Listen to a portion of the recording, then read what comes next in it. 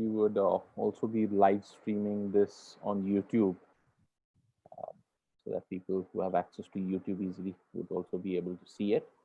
Plus, a link to the recording would be shared tomorrow with everyone. If you want to, go back to the class, you can do that.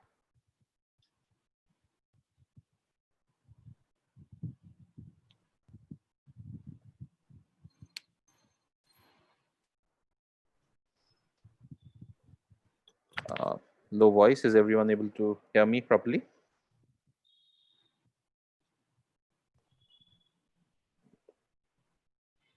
Hi, Loy. Hello, Yash. Hi, Percy. Thank you, Percy. Thank you, Avnish and Geetakshi.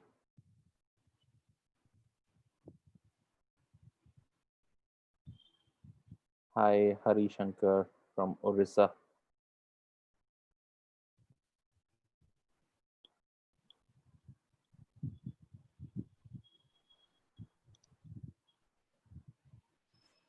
Hi, Arun. Arun Jindal from Rajasthan. Hi, Arun. Hi, Shama.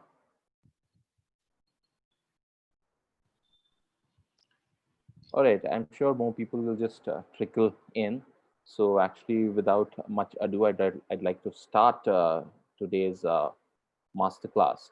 So firstly, I would like to start by introducing and thanking our faculty for the day, Mr. Gagan Sethi. Mr. Gagan Sethi is the founder of Jan Vikas, and he's also the founder of Center for Social Justice, which is a human rights and access justice initiative working in South Asia. Mr. Sethi has more than 40 years of experience in the organizational development, capacity building, and advocacy at local, national, and international levels. So he's an experienced international trainer and consultant in organizational development, planning, and review, and has a lot of projects under his belt. So without much ado, I would like to hand it over to Mr. Sethi. Sir, over to you. Well, thank you, Adil. And I see some names which are familiar. I see Parul, I see many others. So, hello, everybody. And first of all, pleasure to be in this ISDM class. And yeah, these are, I'm normally a physical process trainer. So, doing this online is always a challenge. But on the other hand, I guess the reach is much bigger and wider. So yeah, thank you for having me. And what I'll do is I'm going to share my screen, and as I go through the first about 25, 30 minutes, 35 minutes of talking to you all, and then of course Adil will take some questions which are there on the question and answer, and then I'll try to see whether we can make some dialogue of the whole process. So here I go. I share my screen. Um, is it visible? Yes.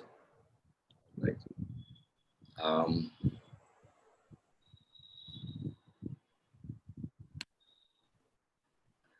yeah. Thank you also for introducing me. But Adil, my better part of my life has been spent in communities, and while I've been training, I've never left my engagement with the grassroots, because to me that's really the this handling of this, what I want to talk to you today is of the polarities of being part of a grassroots movement and also be part of engaging at several other levels.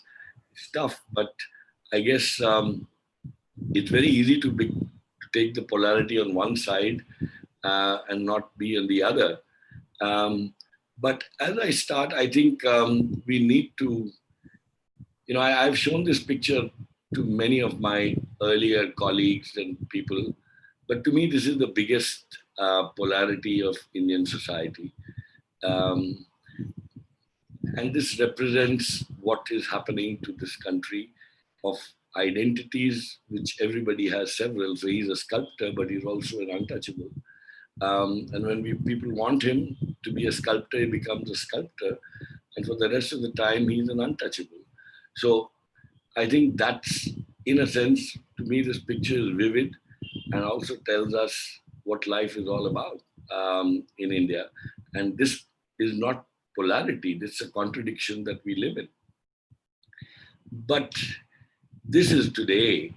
Uh, and this will always remain etched in the public life. At least those who are in movement building, those who are in development, will have to remember these photos for their life, because if they forget this, we'll repeat it. They say if you repeat history, it comes back. And this foot, it tells me so much. It's also a reminder that civil society leaders were very busy implementing projects, networking, hiring middle class professionals to write reports, fill up log frames to prove how efficiently we manage projects.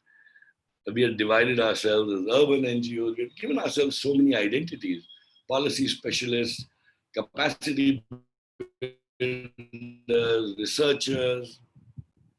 But suddenly, this pandemic visibilized these millions who defied classification because they're rural, they are urban, um, where their policy space for them, and so on. But this woman showed this foot, and I thought this was from a picture from the migrants, but I was told it was part of the a long march which farmers had when they came to Mumbai. But still, their worst situation, because that long march was not as long as traveling thousands of kilometers from Mumbai or from Gujarat to UP and Bihar and Orissa. Um, and so, if I go through some background, because we need to just understand a little bit of history to see where we are. For me, you know, as far back, there was Jyotiba Phule, and many of you know the person. And for me, the first social change historically stood by this, and they were looking at attitude changes, changes in value systems, um, and I think you should watch. Some of you who have the time to watch the Sham Benegal series and in that Jyotiba Phule's uh, chapter. But I think it was pre-independent, and then the Gandhian freedom movement, which, in a sense, looked at the whole, how to put it, the mixed social movements, political movements, welfare, setting up voluntary organizations, and all, in a sense, so beautifully meshed up to form a big political force. And therefore, for me, Gandhi, the politician, was amazing.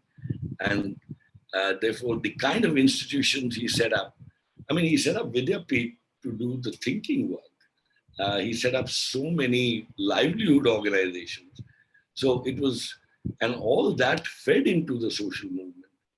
What has happened after that, I think, is that we started segmentizing work, where but you still had Baba Amte, who was, you would all look at as welfare, but for me, he changed attitudes, but also questioned us at a base level. How are we seeing our investments in public investments? Uh, of course, there are the protest and dissent organizations, and how they relate with the state. And then we have segmentized ourselves into advocacy, innovation, technology. And then we got into the last 10, 15 years, the whole idea of scale, outreach, impact, as if there was no state existing, or we had to only do what the state couldn't do. And I think somewhere there, my question always is, sorry. Um, and then you see very of late, last maybe 20, 30 years, you had a very interesting civil society where youth came into the picture. The first Christian youth movements were there.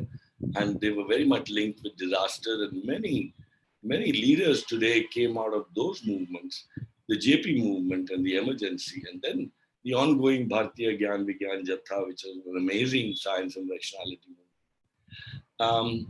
Of late, if you see very organized or spontaneous movements, you could look at the Narmada Bachao, and then later on the Nirbhaya. Um, and then you had a interesting process of movements on anti-corruption, demand for ITI, public accountability, which in a sense slowly moved into a political party process. So you see, there is, I mean, social movements, politics, public institutions, welfare, they, I don't know, were never is separate blocks which had nothing to do with each other. They was so beautifully enmeshed. And I always say Gandhi's freedom struggle was because there was a philanthropist called Birla who supported him, or Bajaj who supported him. So there was corporate funding even for a political movement like that. But of late, of course, and therefore, when you have an independence, then you have a state. But as Ambedkar said, we may have got political freedom, but it's unfinished business. So therefore, voluntary organizations or social movements, civil society have to engage with their own state, but it has always been a love-hate relationship. You can't be sold out, and yet you can't deny their existence. Um, and therefore, one has even seen very interesting youth movements, who some of them have turned violent also in the East. But you've also seen secondments of bureaucrats coming to civil society organizations. This has happened in the 70s and the 80s, where IAS officers came for a couple of years and spent time with. So you'd seen all this meshing up at that stage. The 10 years where the UPA was there, and for me, it's important that we see where we are coming from. I think many of the civil society leaders saw an opportunity because they were being invited as part of governments, in especially in the planning commissions and roles in that. And I called it the Trojan horse theory, where suddenly civil society thought it could get into the horse, go into the system, and come out and change it.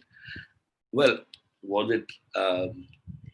How do you see that? And to me, it's an interesting way to see how subtle co-option can also um, blunt movements to some extent and put it to some sort of sleep.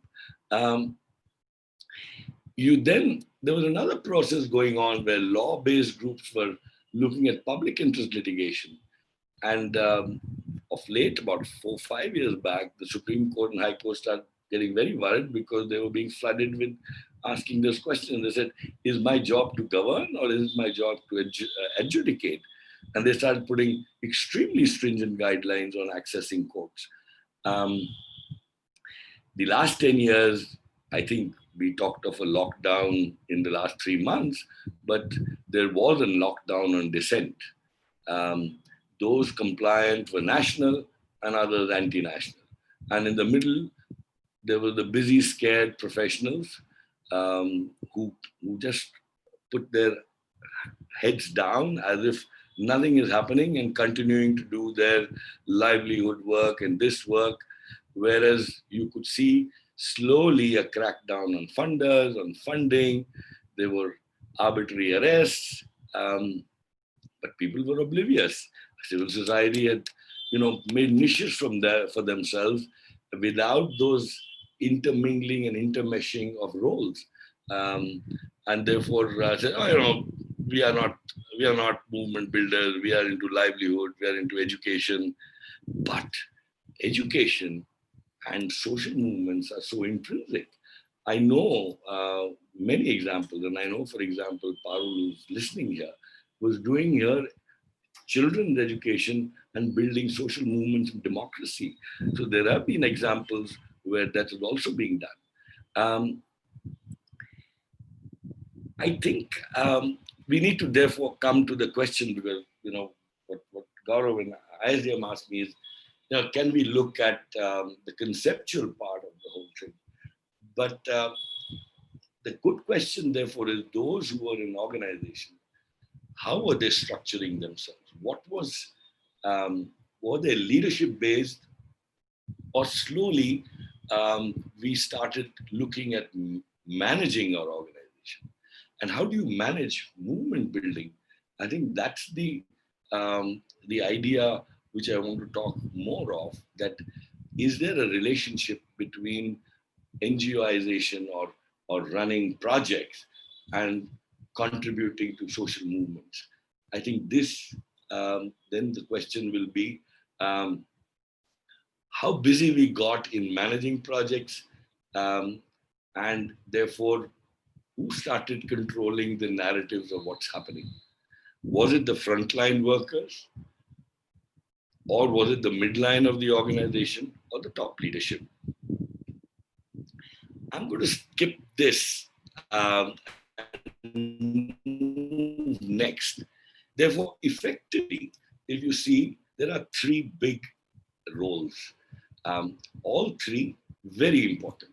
Protest, providing services to those who can't get it, whether it is water, there is health, there is education, and a huge amount of innovation at micro levels, which then is offered for scaling up. And I think these are the three roles which we need to balance in whatever we are doing.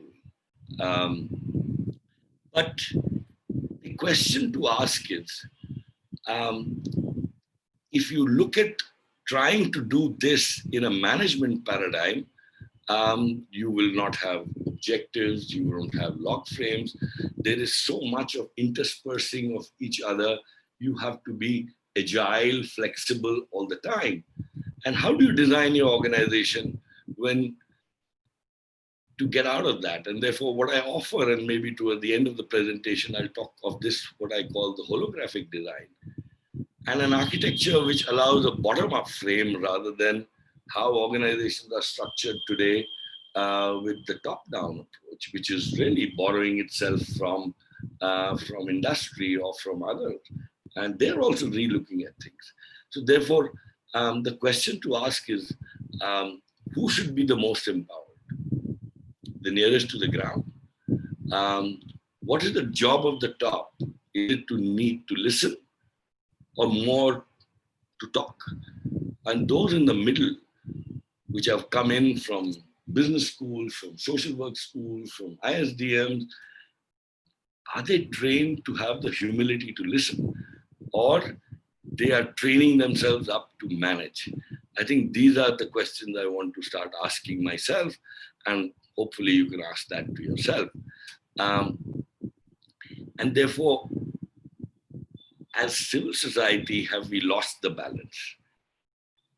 And therefore, I ask the question, is it time to be a little more uncivil? Because maybe we have got just too civilized. And therefore, we are not all about delivering services on behalf of the state or market commission agents. Or are we building cadres who are part of movements in the name of community volunteers, or frontline leaders fighting for the freedom struggle, which is unfinished business? And are the innovations only about providing market access to poor, or is it helping what today our grand man who knows it all talks of Atmanirbhar? Is it self-sufficient ways, or is interrelated ways of working? I think somewhere in the 2000s, post Manmohan economics, they started this assumption that markets will, and therefore a strong market, and how to bring poor into the market.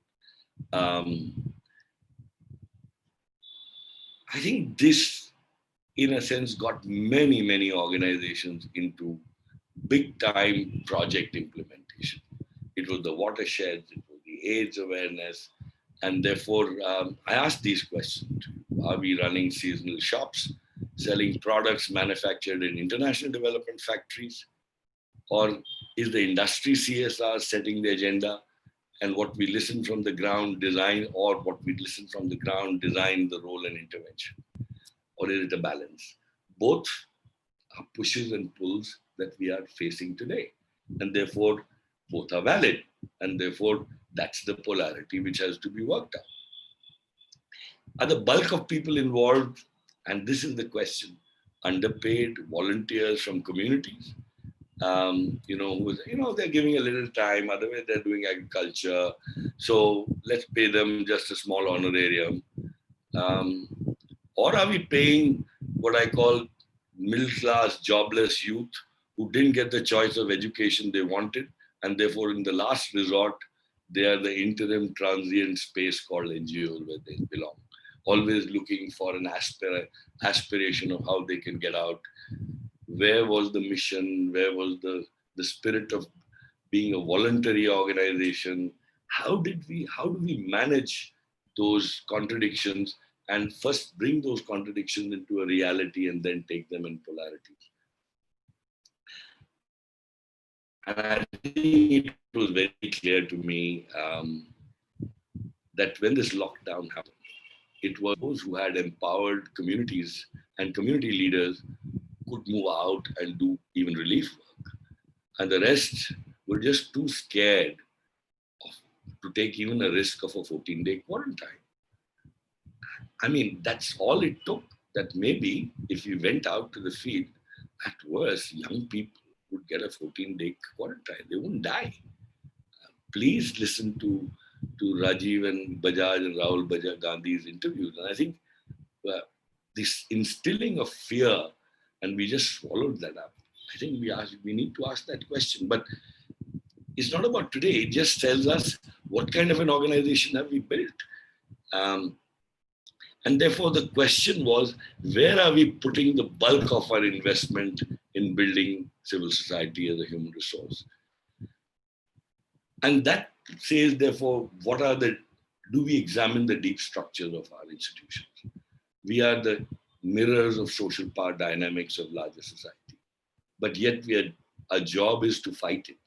So, but we contain the same inequalities as the larger society, even if their purpose is to eradicate. This is a contradiction. How do we first convert it into a polarity that both exist, and how do we handle it? These biases, what I say, is hugely. So we have the Buddha face, the mission, vision. It's also good.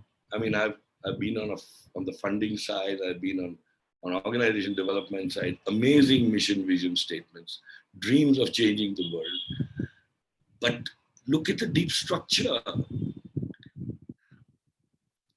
There is this masculine culture of institutions which is embedded there, where it is power over, power to conquer, rather than this ongoing struggle to humanize and change institutions. I think this is what we need to look at if we really want to handle this. What has COVID-19 done? We were locked out of communities. Somewhere we couldn't cross that line. It took me 2-3 days of the first lockdown to handle my own fear. And I still have people in my don't do that. You're 65. You can't do that. I said, if I can't do that, I can't ask my leadership, my community leadership to do that. And what I saw was huge fear, huge anger, huge insecurity in communities. And one has to respond to it.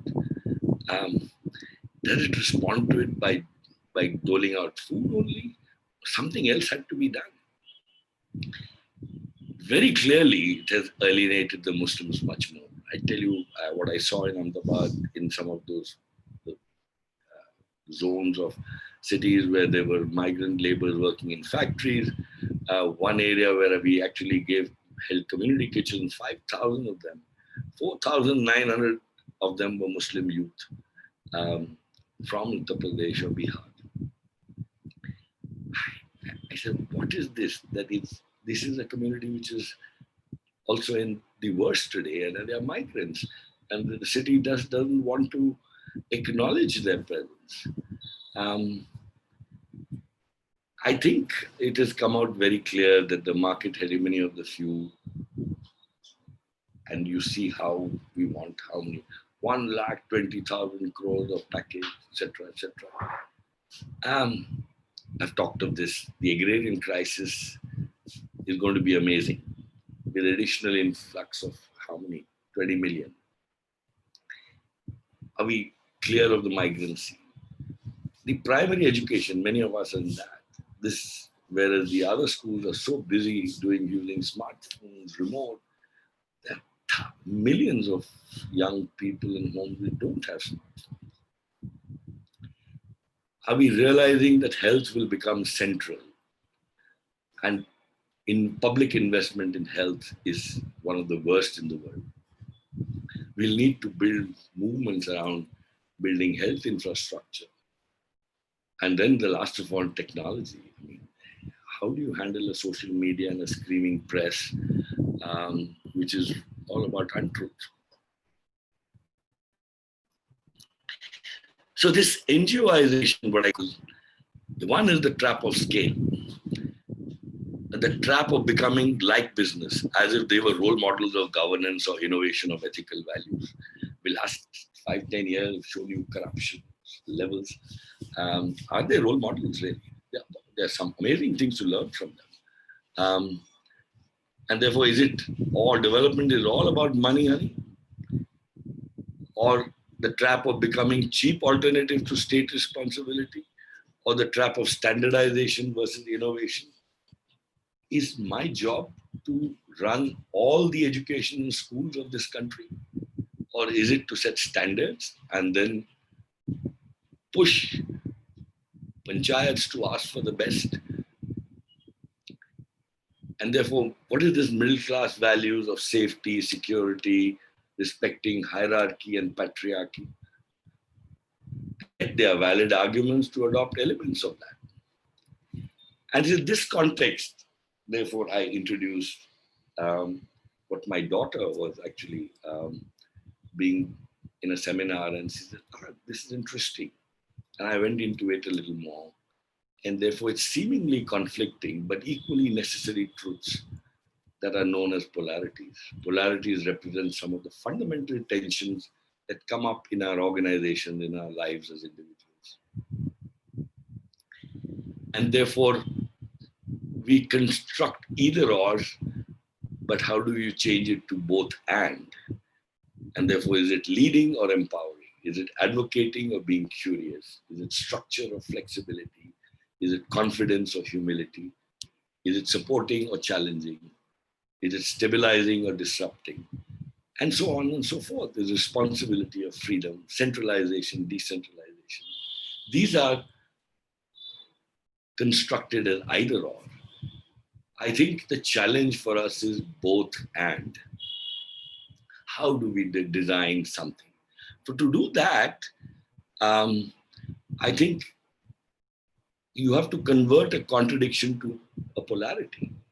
And for that, you need an architecture.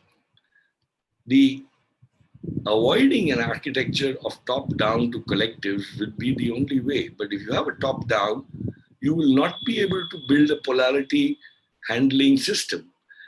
Um, you will always be in this, what I call the downsides of both, where you'll be worried more of projects not complete, staff overwhelmed with projects, frustrated with accomplishment, lack of accomplishment, because the business is asking you to perform. It's also rigidly in a rut and unable to respond to new challenges because you're trained your people to just do that much that is needed. And therefore, you need a subsystem based design, interwoven based on accountability and leadership. You need small but intense collectives holding values of equality and non discrimination in your organization. Therefore, less midline managers and more second line leaders. Look at the gap between the top and the second line. 90% of the organizations, there is a huge competency gap, uh, empowerment gap, confidence gap, skill gap. And then that midline is managing communities where they are actually seeing to it that empowerment doesn't take place. And therefore, we need to get to unstuck ourselves from this. Um, and therefore, one has to get this thing that we are not here to compete with the market. I think that's the biggest thing we need to have. And once we have that, then we need to change, and we need a process where we need to ask, are we going to be living by our core values? And we have to tap the past and present wisdom and then look at continuity. Otherwise, we will be erratic, just run project to project. Others will determine us what we should do, and therefore you will have a bigger and bigger midline.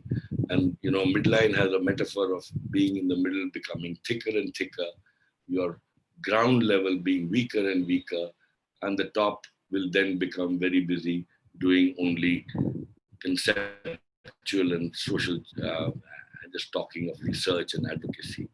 I think you need to have a much more active system. Um, And these are the polarities that you all are dealing with, and we are all dealing with this structure and flexibility, continuity and change. One which I focus on profit or focus on mission, short term or long term. Do you exude confidence or you exude humility? Is there too much action, less reflection? Focus on task and relationships.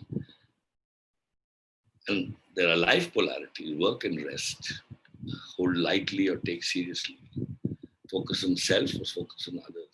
These are, therefore, you have to ask these questions in the midline if you really want them to exercise and become slimmer and more effective. And therefore, these are some sentences which I'll talk about. Some problems are so complex that you have to be highly intelligent and well informed just to be undecided about them. The most basic message of polarity is that there's no one right answer. There's no one simple solution. You may see the old woman, that metaphor of the old and the young, but that doesn't mean that the perspective is right or somehow more legitimate. It means that what your mind sees.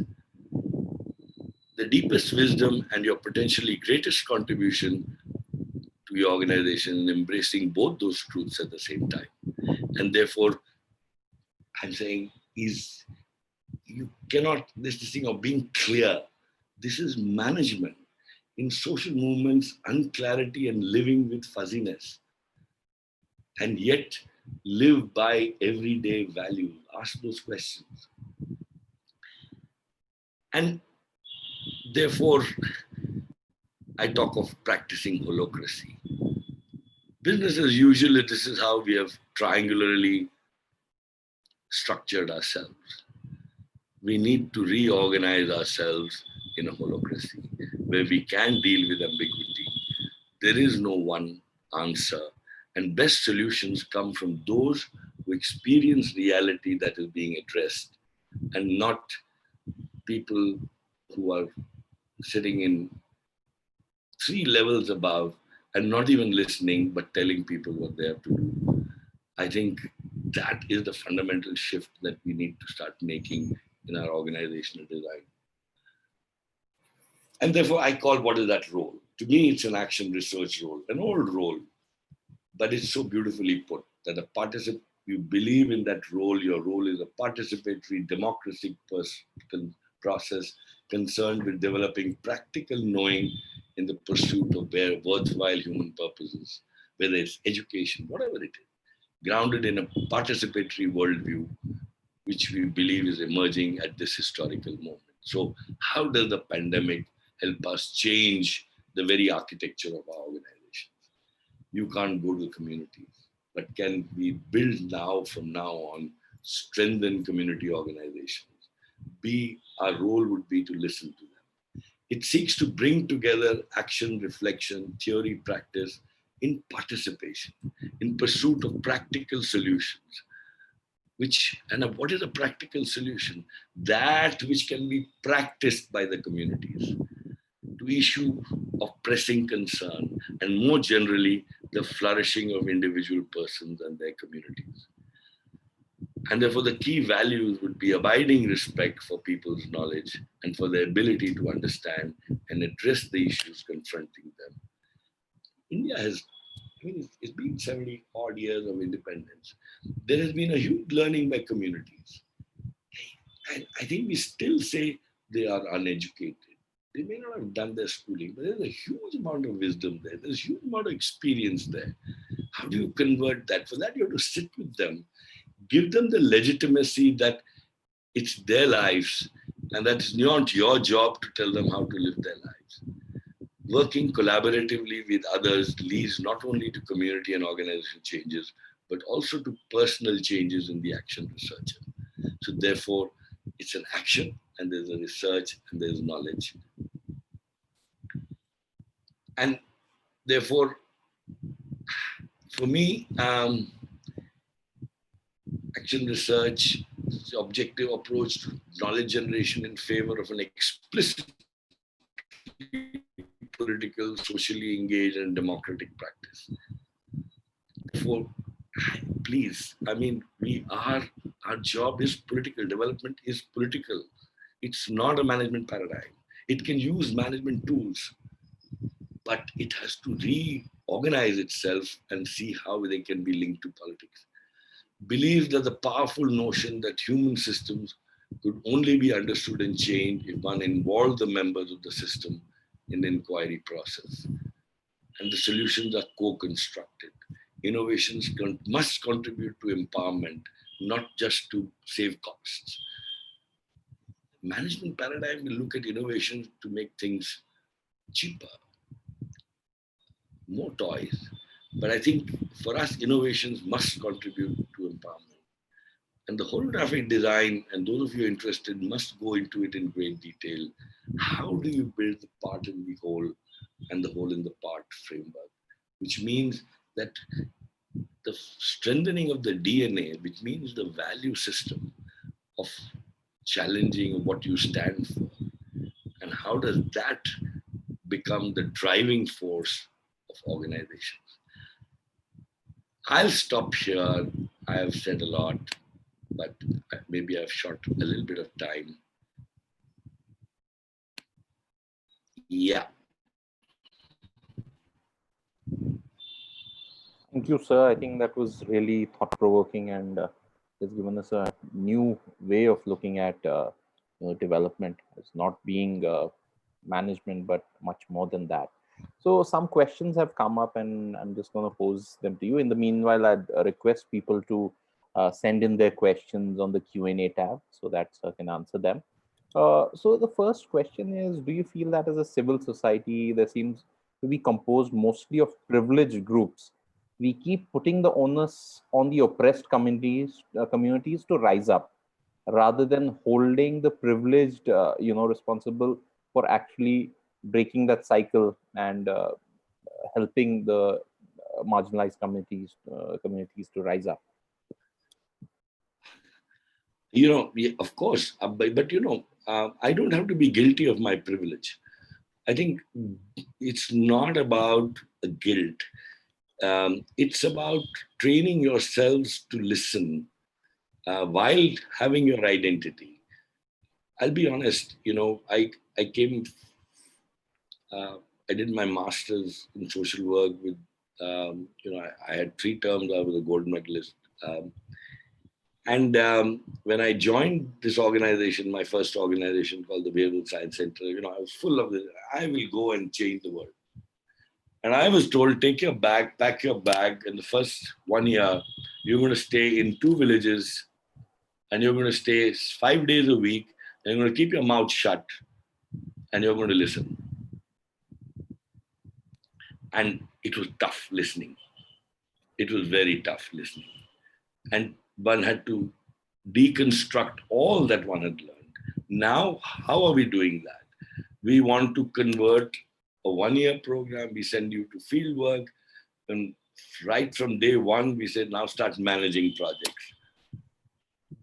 I think we need the space and time, if we are privileged, to first learn how to engage. And I think it's not fair on the young people to just push them in and start telling them, now you're employed and now you produce results. That is the management paradigm. Give Right. them that space and time to use their privileges which they have to engage. Right. Thank you, sir. There's another question coming by Akash Srivastav, and the question is: as a manager or a development profession, I sometimes struggle in balancing between the productivity of my team and managing the output of my projects. Should I focus more on building capacity of my team so that it could be more on the side of a bottom-up process, which is again time consuming and has its own demerits, or on managing the teams to justify the deadlines and the deliverables and outputs? You know, beautiful, Akash. It's what I've been talking of since 40 minutes. That if you if the organization makes it a contradiction that it's either or, then you're in trouble, because then your salary depends on delivering products. But if your organization sees this to balance this polarity, both are necessary. But are we giving the time? Look at the meetings that you have. The meetings with your staff happen where in the initial stages, maybe you like to know them, but soon they are given their MIS and then they are all there and they reel out the figures. And then from the figures, you start telling them, I mean, you're not doing enough, do more. But we are not, you want to do that, do it in one session, but at least spend 2 hours with them to see who have they become in engaging, what did they listen, and not just in the realm of the difficulties in running, getting your outputs, but whether what you're doing is making sense. This is the polarity handling. So I know that donors are more and more who are their backdoor room donors, and their backroom donors are using management paradigms when using result-based frameworks. But haven't we learned that it doesn't work? So then we are pushed to fudge figures, etc., etc. And then we lose our self-worth, and then and then the consequences. It's balancing, which is what I call polarity. Thank you, sir. So, in fact, two more questions have come around this theme. That do you think what is the role of working with the community rather than working for the community? Should volunteers go back within the community as a Gandhian philosophy? How do you think that will work out?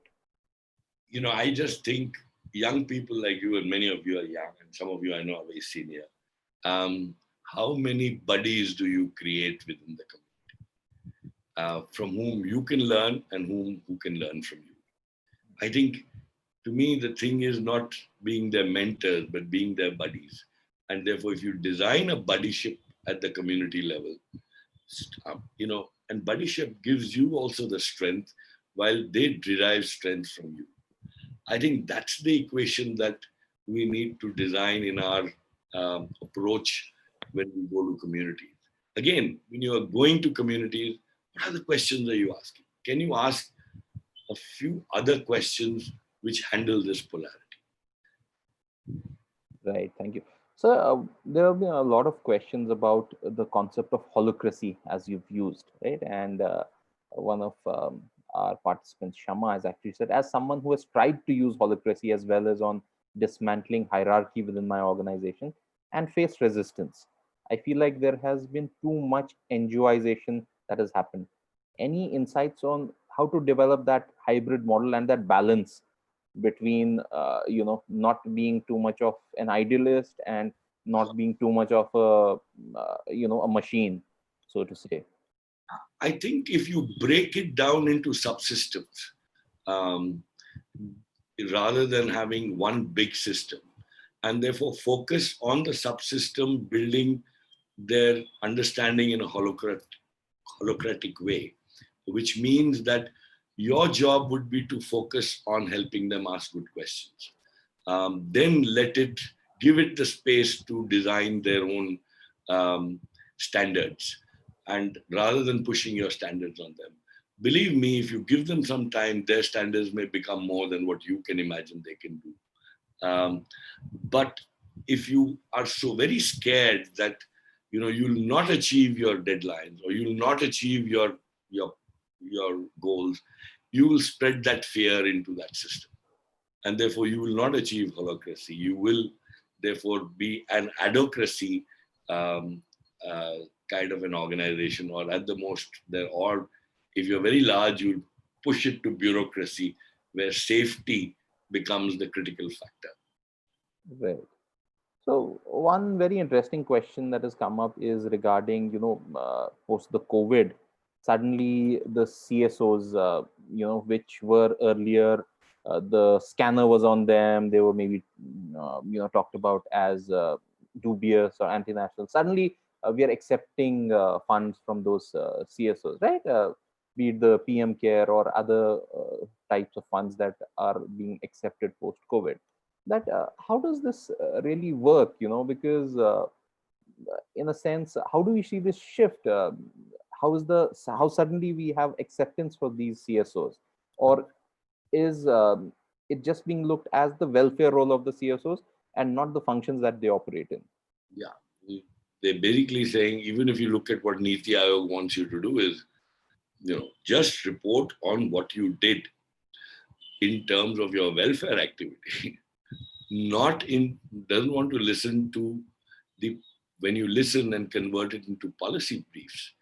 Um, what are the practical things that people want?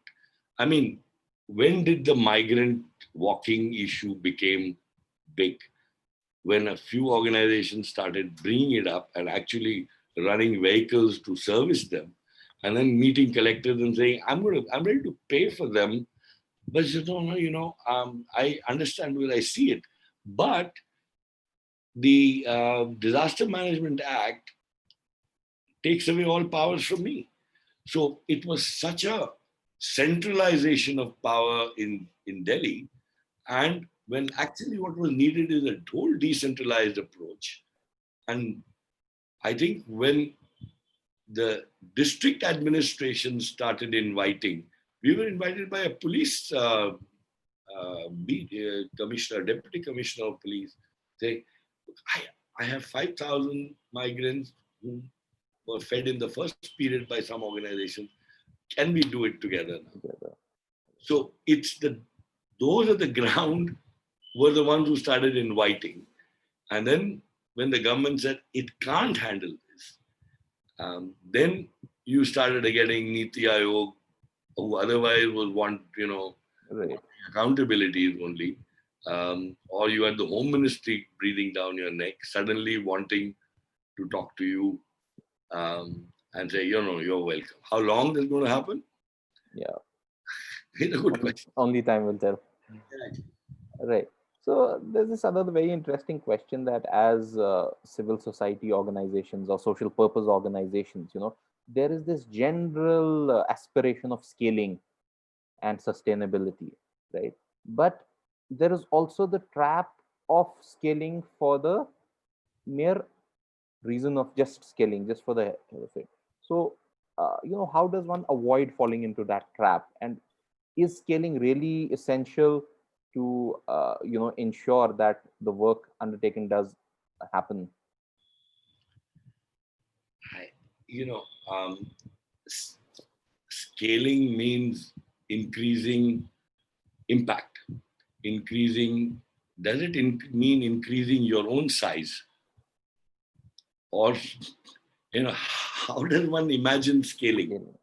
Um, it, it means that if you've learned something, there are many more people who learn from you, but redesign their own learning and do take up and do things, and therefore more and more. So whether it's education, but you say no, nobody else can do it the way I do it, and the government is calling me and inviting me and saying do it. Are they inviting you to do it because you bring in the money, and they don't have the money, or they don't want to allocate money to it? I think ask the political questions also. Right. Um, that are you Are you being encouraged because that way the government can spend less and less on public health, on public education, um, and therefore spend their other money in, building a bullet train? Please ask those contradictions that they are.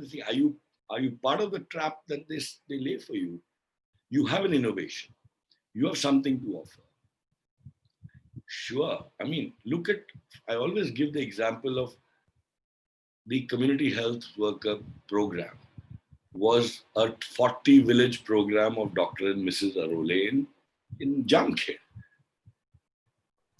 And it was then scaled up to the whole country. Right. Till then, the entire health program was all about doctors and nurses. And I wrote the famous book of Where There Is No Doctor, which dealt, therefore, the community health worker dealing with 70% of all health problems. Right. Now you want to overload that health worker with everything. Sure. So, so actually, we have time for two more questions. So, one of them is the fact that we have had 3 months of a lockdown, and since this COVID has hit us, we've already seen a lot of social purpose organizations take some very drastic steps. We've had an organization that's very famous, works in the grassroots level, has laid off more than 30% of their and apart from that, general pay cuts, general laying off seems to be uh, a step taken by most of the social purpose organizations, and I'm sure due to they have their own reasons for that. But frankly, what is your view on since we're talking about building teams, we could also talk about saving teams in difficult times such as these. So what could be that mantra to see how we can save our teams? Yeah, but my point is this. Who are the people? It's a good question to ask. And I know some organizations laid off their frontline workers, Right. and the midline was kept. Hmm. Um, Therefore, it's time to recalibrate yourself. Um, and therefore, do you really need more midline workers, or you need more frontline workers? Because if your resources are cut down, there are many ways to deal with it. Everybody takes a 30% cut. That's one way. Or you say, my new paradigm is more frontline workers empowered, therefore I need less uh, midline workers. Um, how do you make those difficult choices? Will depend on what is your learning from this COVID in terms of what your long-term strategy for your organization going, and that will depend on why you are there in the first place, why were you there, and why will you continue. I think those questions have to be asked first to then answer your question. Right. Thank you so much, sir. And I think the last question that I would really, I think we have barely have time for one more question, so I'm just going to go ahead and ask it. That what is your advice and suggestion to the people who are attending this? That how do they sustain? And uh, obviously, the next 6-7 months are going to be tough. What would be your advice and mantra to them to see this difficult time through? First, fight the fear in your mind. Move out. Move out. As I told you, it took me time to move out. But once you move out, move with your frontline workers. Um, and I tell you, the kind of potential innovations that you will see are new ones and amazing ones. Because while this post-COVID is the biggest disaster this country has seen, it's a time to re-establish the supremacy of decentralized communities taking hold and taking charge of their lives. I think there lies the space which you should quickly take up, and therefore it's a highly political choice. Um, Push governments at whichever level to come down and say we can manage it. Your job is to give us resources, don't give us solutions. Sure. Thank you so much, sir. I think this was a very interesting session. I'm sure everybody enjoyed it. I did. And the question answer session. Thank you so much for all the wonderful questions that have come up. So I would once again like to thank you, sir, for having the time to do this for Thank, us. And I'd thank also like to thank all our participants who joined this masterclass. Please stay tuned for more masterclasses that are coming up your way. And once again, I wish everyone the best of health and hope you take care of yourselves and stay safe. Good night, everyone. all the best. Take care of yourselves.